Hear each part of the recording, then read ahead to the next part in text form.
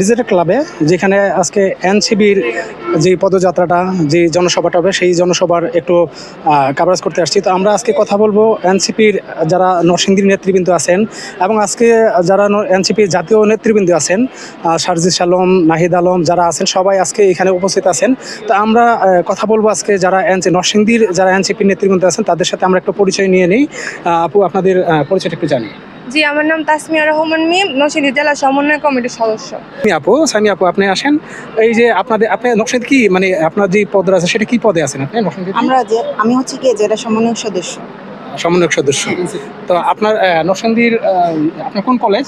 আমি হচ্ছে কি নরসিংদী সরকারি কলেজ। আপনাদের সামনে যে ভূমিকাটা থাকবে, যে পদযাত্রার ভূমিকাটা, এটা নিয়ে একটু কথা বলবেন। পদযাত্রার ভূমিকা আমরা হচ্ছে গিয়ে এই যে আপনারা জানেন নরসিংদী যে আমরা সবাই অবগত আছি যে 30 তারিখে আমাদের যে পদযাত্রাটা শুরু হবে, আমরা ওইটার জন্য আজকে প্রস্তুতি নিলাম। আমাদের বিকাল 4:30 থেকে পদযাত্রা শুরু হবে। এখন আমরা ওইটারই সব কিছু শেষ করে আমরা পদযাত্রার জন্য রওনা হব। আপনাদের নরসিংদীতে এই যে জুলাই আন্দোলন হলো, সেই আন্দোলনে কতজন মানুষ মারা গেছে এই ব্যাপারে আপনাদের কি কোনো ধারণা আছে? জুলাই আন্দোলনে মারা গেছে ওটা তো মিডিয়াতে ওইভাবে প্রচার করা হয় নাই।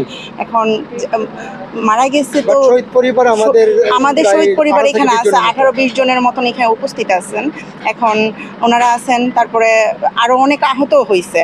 তা এই আর কি। তো তাদের জন্য আপনাদের কি করণীয়, আপনাদের চাওয়া কি সরকারের কাছে?